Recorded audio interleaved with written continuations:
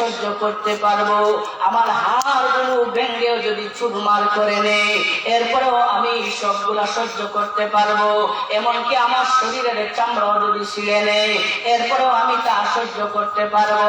কিন্তু এই যে অবস্থা, আল্লাহ তোমার সামনে যে বেঈমান কাফেরটা তোমার সামনে যে বেয়াদবিমূলক কথা বলেছে, ওই বেয়াদবি আমি বরদাস্ত করতে পারি না। ও মালিক, মেহেরবানি করে তাদেরকে কঠিন ভাবে আপনি জবাব দেন। আপনি তো চাইলে সব কিছুই পারেন। আমার দেহ ছিল না, আপনি আমাকে দেহ দান করেছেন। আমার চক্ষু ছিল না, আপনি আমাকে চক্ষু দান করেছেন। আমার চোখের দৃষ্টি ছিল না, আপনি আমার চোখের দৃষ্টি দিয়েছেন। ওই প্রচন্ড আবু জাহেল আজকে আমাকে আঘাত করতেছে। একটা পর্যায়ে চোখের দৃষ্টি চলে গেছে। আমি মনে করি এটাও আমার মালিক করতে পারেন। ও প্রভু, ওই বেঈমান কাফেরদেরকে আপনি কঠিন ভাবে জবাব দেন।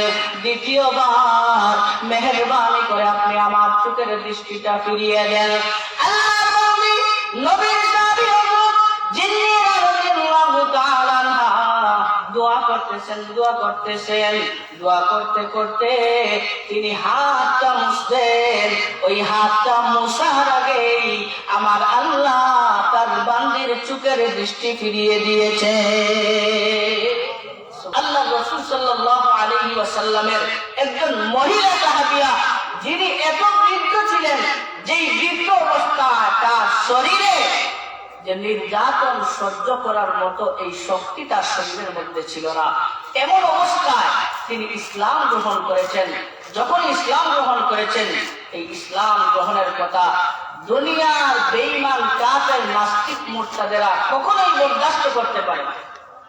আল্লাহ রাসূল সাল্লাল্লাহু আলাইহি ওয়াসাল্লামের একজন মহিলা সাহাবী, যার নাম ছিল হযরত জিন্নাহ রাদিয়াল্লাহু তাআলা আনহা, তিনি কিভাবে ইস্তেকামত রেখেছেন এবং আল্লাহর প্রতি কি পরিমাণ আস্থাশীল ছিলেন।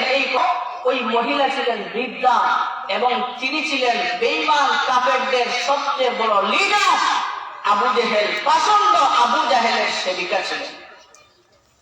এই পাষণ্ড আবু জাহেলের সেবিকা থাকা অবস্থায় তিনি একদিন কালেমা পড়ে মুসলমান হয়ে গেছেন। যখনই মুসলমান হওয়ার সংবাদটা ওই পাষণ্ড আবু জাহেলের কানে গেল, তখন সে সাথে সাথে তেলে বেগুনে জ্বলে উঠল এবং বলল যে কত বড় স্পর্ধা, আমার ঘরে থেকে মুহাম্মদের ধর্ম মানবে, এটা কখনো হতে পারে না। ওই মহিলাকে ডাক দিয়ে বলল, এই তুমি কি সত্যি ইসলাম ধর্ম গ্রহণ করে ফেলেছ? তুমি কি এই ইসলামের মধ্যে অটল থাকবা? তখন ওই মহিলা দেবত্বহীন কণ্ঠে বলে, হ্যাঁ, আমি মুহাম্মদের ধর্ম গ্রহণ করেছি এবং এই মুহাম্মদের ধর্মেই আমি অটল অবিচল থাকতে চাই। যখনই পাষণ্ড আবু জাহেল চিন্তা করলো যে এই অবস্থায় মহিলাকে তো কি করা যাবে না, সরানো যাবে না, তখন সে নির্যাতন শুরু করেছে। এই পরিমাণ নির্যাতন শুরু করেছে, একজন বৃদ্ধা মহিলা যার শরীরের মধ্যে এই নির্যাতন গুলা সহ্য করার মতো শক্তি তার নাই। এরপরেও ওই পাষণ্ড আবু জাহেল তার সাঙ্গ পাঙ্গ বন্ধু বান্ধব নিয়ে ওই মহিলাকে নির্যাতন করা শুরু করছে।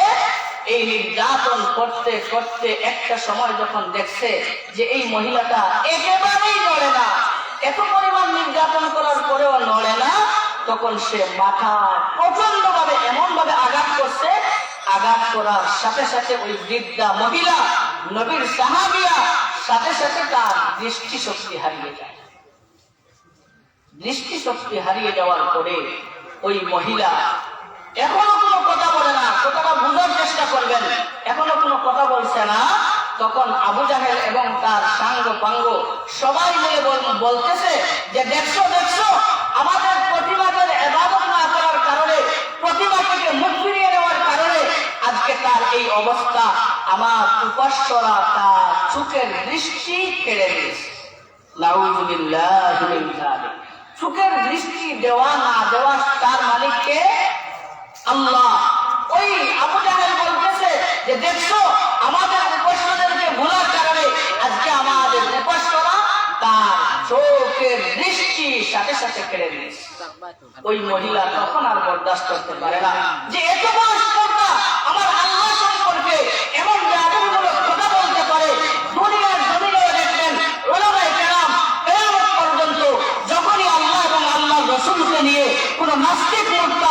কটাক্ষ করে মুসলমান আর ঘরে বসে থাকে না, তখন সাথে সাথে প্রতিবাদ করে।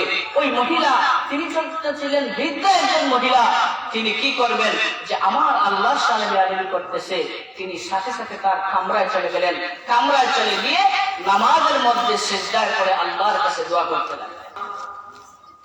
বেঈমান কাফেরদের পাষণ্ড অবতারে আমাকে এত পরিমাণ নির্যাতন করেছে, আমার শরীরের মধ্যে এমন শক্তি নাই যেই শক্তি দ্বারা তার নির্যাতনটা আমি সহ্য করতে পারবো, এমন শক্তি আমার শরীরের, আমার বডির মধ্যে নাই।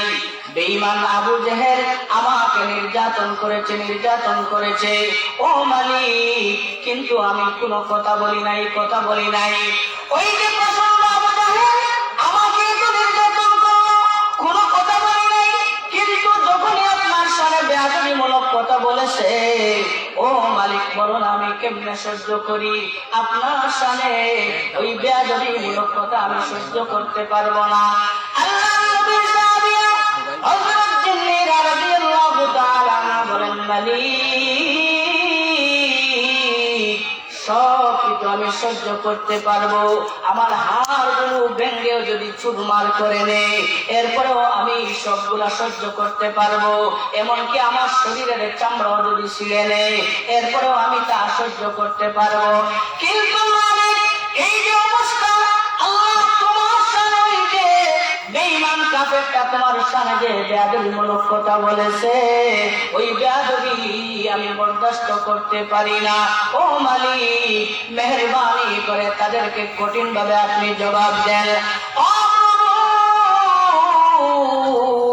আপনি তো চাইলে সব কিছুই পারেন, আমার দেহ ছিল না আপনি আমাকে দেহ দান করেছেন, আমার চক্ষু ছিল না আপনি আমাকে চক্ষু দান করেছেন, আমার চোখের দৃষ্টি ছিল না আপনি আমার চোখের দৃষ্টি দিয়েছেন। ওই প্রচন্ড আবু জেহেল আজকে আমাকে আঘাত করতেছে, একটা পর্যায়ে চোখের দৃষ্টি চলে গেছে, আমি মনে করি এটাও আমার মালিক করতে পারেন। ও প্রভু ওই বেঈমান কাফেরদেরকে আপনি কঠিন ভাবে জবাব দেন। দ্বিতীয়বার মেহেরবানি করে আপনি আমার চোখের দৃষ্টিটা ফিরিয়ে দেন। আল্লাহর নবী নবীর সাহাবী হযরত জিন্নাহ রাদিয়াল্লাহু তাআলা দোয়া করতেছেন, দোয়া করতে করতে তিনি হাতটা মুছলেন। ওই হাতটা মুছার আগেই আমার আল্লাহ তার বান্দির চোখের দৃষ্টি ফিরিয়ে দিয়েছে।